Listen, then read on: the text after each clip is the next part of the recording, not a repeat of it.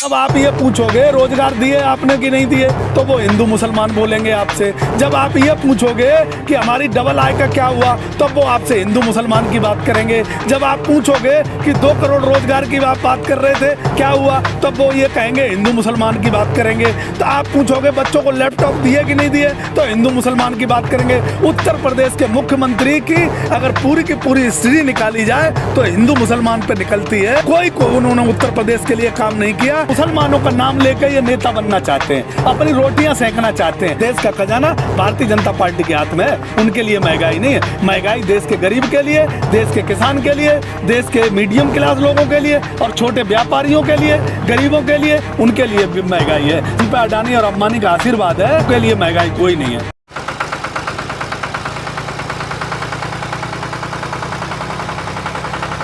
ये आपने देखा जंतर मंतर पे जो नारे लगाए गए, राम राम चिल्लाएंगे जब मूल्य काटे जाएंगे, तो इसको लेकर आपका क्या सोच है, क्या कहना चाहते हैं? देखो, भारतीय जनता पार्टी संविधान को नहीं मानती। उसी जंतर मंतर पे अब नारे लगाए जा रहे, उसी जंतर मंतर पे संविधान को फाड़ा गया। ये भारतीय जनता पार्टी का रची हुई साजिश है और प्रधानमंत्री की और उत्तर प्रदेश के मुख्यमंत्री की नाक के नीचे ये सब चल रहा है। और ये लोग 2022 का जो उत्तर प्रदेश का चुनाव आ रहा है उसकी तैयारी कर रहे हैं। ये सिर्फ हिंदू मुस्लिम करवाना चाहते हैं देश के अंदर, और इनका कोई इसलिए करवाना चाहते हैं कि हिंदू मुस्लिम हो, विकास की कोई बात ना करे। प्रधानमंत्री जी ने ये लाखों अरबों करोड़ रुपए का घोटाला कर दिया, चाहे पीएफ केयर फंड का घोटाला हो, चाहे वो रिजर्व बैंकों का घोटाला हो, उस घोटाले पे कोई चर्चा ना करे। अडानी अंबानी को पूरा का पूरे संसाधन देश के बेच दिए, उस पर चर्चा ना हो। उत्तर प्रदेश में किसान कोरोना काल में मरता रहा, मेडिकल व्यवस्थाओं के लिए मरता रहा, लॉकडाउन में 1800 किलोमीटर पैदल चलता रहा, उन पर चर्चा ना हो। सिर्फ अगर चर्चा हो तो हिंदू मुसलमान पर चर्चा हो। और मैं देश के गरीब को, किसान को, मजदूर को, व्यापारी को, नौजवानों को बता देना चाहता हूं कि ये देश आपका है। भारतीय जनता पार्टी के जाल में आपको नहीं फंसना है। भारतीय जनता पार्टी इस देश को तोड़ना चाहती है, देश को बिगाड़ना चाहती है, संविधान को नहीं मानना चाहती है, संविधान को बर्बाद करना चाहती है, और ये देश आपका है। दिल्ली जैसे शहर, दिल्ली जैसी राजधानी में पहले ऐसी घटनाएं नहीं सामने आती थी जहां हिंदू मुस्लिम की बात हो। अब वो यूपी का बड़ा मुद्दा हुआ करता था चुनाव के दौरान, अब दिल्ली में भी ये चीज़ देखी जा रही है। मुझे आप दिल्ली की बात क्यों कर रहे हो? आप दिल्ली तो देश की राजधानी है, वहाँ भारतीय जनता पार्टी के गृह मंत्री के अंडर आती है, वहाँ की पुलिस।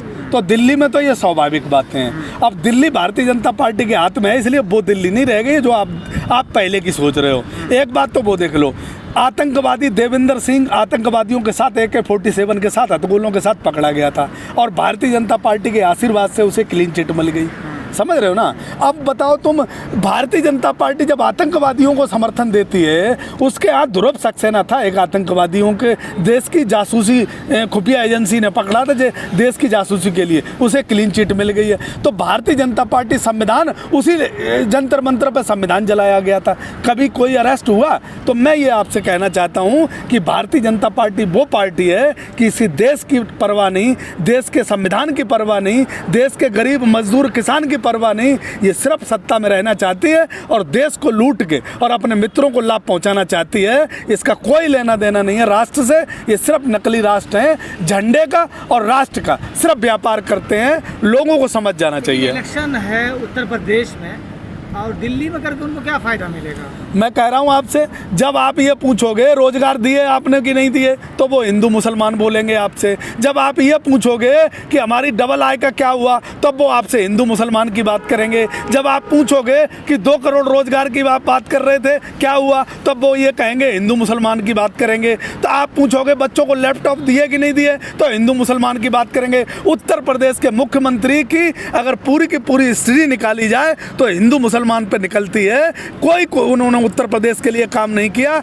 मैं देख रहा था अभी 2 दिन पहले इंटरव्यू हो रहा था, जो चैनल की एंकर पूछ रही थी, वो हर एक जवाब हिंदू मुसलमान की तरफ ले जा रहे थे। और मैं बता देना चाहता हूं कि ये देश अब बंटने वाला नहीं। उत्तर प्रदेश का एक एक नागरिक इनकी चाल को समझ गया है और किसी भी तरीके से हिंदू मुसलमान पे नहीं जाएगा। अब ये विकास की बात करेगा। जब तुम हमारे गाँव में आओगे तो हम ये पूछेंगे कि आप ये बताइए कि हमें खालिस्तानी बताते थे, अब हमारे पास क्यों आए हो, हमें पाकिस्तानी बताते थे, हमारे बीच में क्यों आए हो। तो ये बहुत सारी चीज़ों का इन्हें सामना करना पड़ेगा और मेरे गांव से, मेरे ज़िले से हो सकता है इन्हें नंगे पैर भागना पड़ेगा। योगी जी ने एक चैनल पे ये भी बात कही थी, अगर अली बन के रहोगे तो बजरंग बली का साथ चाहिए। पहले तो ये बता दें कि अली या बजरंग बली वो किसको मानते हैं। सब एक तो बात, वो हमारे मुख्यमंत्री जी को ये सब पता नहीं है, उन्हें सिर्फ अली और बजरंग बली की भाषा याद आती है। जब उन्हें जो वो हैं MIM के अध्यक्ष, उनको जब आते हैं चुनाव में 100 सीटों पे चुनाव लड़ने की बात है तो उनसे तो बड़े आदर सम्मान से बात करते हैं, बहुत उनसे रिश्तेदारी निभाते हैं। क्यों भाई, 100 सीटों पे लड़ने वाले हैं तो भारतीय जनता पार्टी से सौदा क्या हुआ है उनका। अगर अली और बजरंग बली की बात करते हैं, और बजरंग बली और अली इनमें से कौन से, इनमें दोनों में से एक ही बता दें कि हमारे वो हैं। ना ही इनके ये बजरंग बली को मानते हैं, ना ही ये अली को मानते हैं, सिर्फ ये देश को लड़ाना चाहते हैं और इनका कोई किसी पे आस्था नहीं है। लेकिन वो तो अपने आप को पक्के हिंदू मानते हैं। हिंदुओं के लिए क्या किया, हिंदुओं की बेटियों के आबरू लुटती रही, बलात्कार लुटते रहे, होते रहे। और दलित बेटियों से कहा गया था आजमगढ़ में तुम मजा लेने के लिए होती हो, क्या वो दलित हिंदू नहीं है?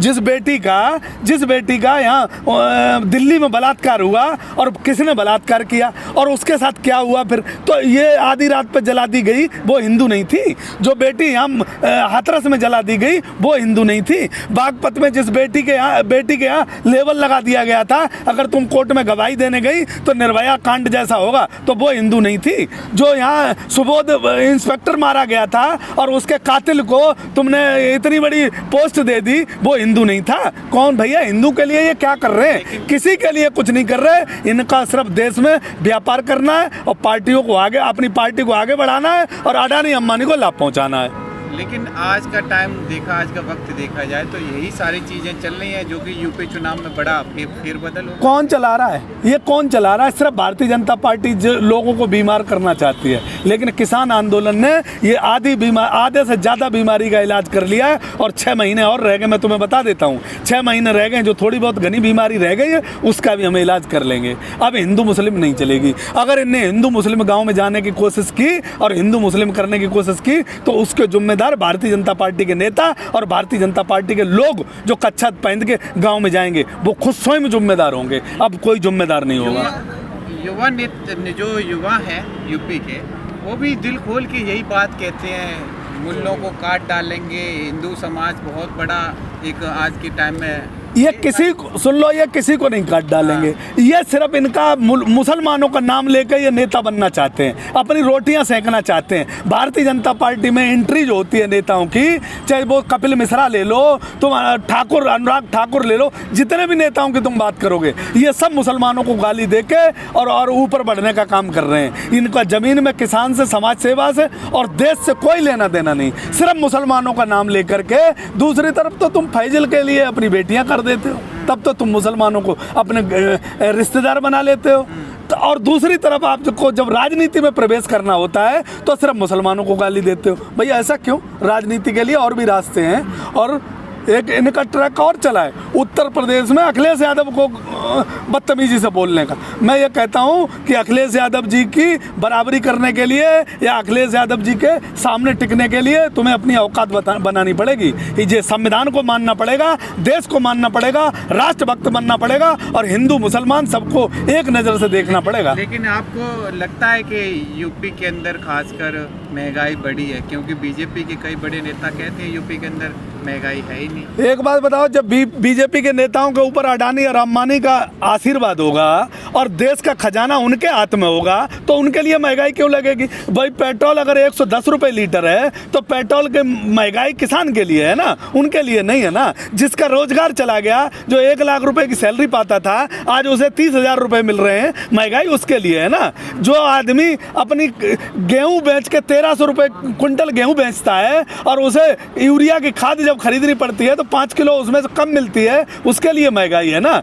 जो आदमी अपनी 50 रुपये किलो किलो सरसों बेच के और 220 रुपये लीटर सरसों का तेल खरीदता है, उसके लिए महंगाई है ना भैया। भारतीय जनता पार्टी के लिए देश का खजाना भारतीय जनता पार्टी के हाथ में है, उनके लिए महंगाई नहीं है। महंगाई देश के गरीब के लिए, देश के किसान के लिए, देश के मीडियम क्लास लोगों के लिए और छोटे व्यापारियों के लिए, गरीबों के लिए, उनके लिए महंगाई है। सही कह रही भारतीय जनता पार्टी। उन पर अडानी और अंबानी का आशीर्वाद है, उनके लिए महंगाई कोई नहीं है, उन्हें फ्री माल मिलता होगा। अध्यक्ष हैं पिंकी सिंह, वो खुलेआम टीवी पर बैठकर जो है बातें, मतलब धार्मिक उन्माद फैलाने वाली बातें कर रहे हैं। देखो वो चाहे पिंकी सिंह जी हों और चाहे वो तुम्हारे वो वहाँ डासने मंसूरी के नेताजी हों, वो बाबा जी हों, उनको सबको राजनीति में आना है। और उनके लिए मुसलमानों को गाली देने के बाद उनको कोई रोकता नहीं है। भारतीय जनता पार्टी में बढ़िया से एंट्री होती है मुसलमानों को गाली, तो मुसलमान को ये अपना रोजगार और रोटी का साधन ना बनाए, मैं बता देना चाहता हूँ।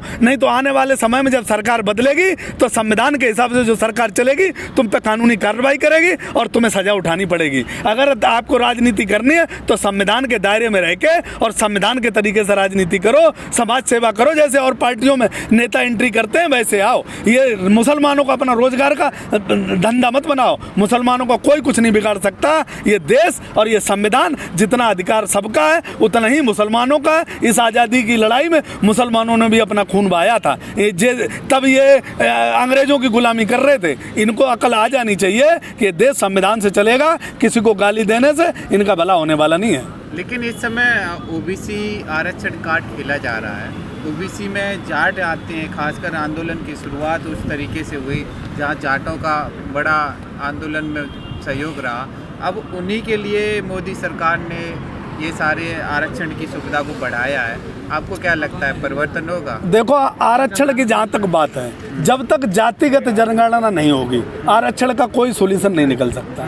जातिगत जनगणना अगर राज्यों का विषय बना दिया है तो योगी आदित्यनाथ जी को जाति गणना के आदेश दे देना चाहिए, और नहीं तो 2022 में सरकार बदलेगी। अखिलेश यादव ने खड़े होकर मंच से कह दिया है कि हम जातीय जनगणना करवाएंगे और इसमें जाति के जिसका जितनी हिस्सेदारी उसको इतना अधिकार मिलना चाहिए। ये सही है कि हर कम्युनिटी पीछे जा रही है जातियों की, क्योंकि अब जिसका जो काम है, जिसका मोची का काम है, वो 3 पुश्तों तो मोची का ही काम कर रहा है और उसको शिक्षा और रोजगार नहीं मिल पा रहा है। तो इसलिए जाति की जनगणना हो और जाति जनगणना से जिसका जितनी हिस्सेदारी है उसको मिलना चाहिए। देश में ये सभी मानते हैं, हम भी मानते हैं और हर आदमी इस बात को मानता है कि जनगणना होनी चाहिए। जनगणना का पूरा देश और प्रदेश सपोर्ट कर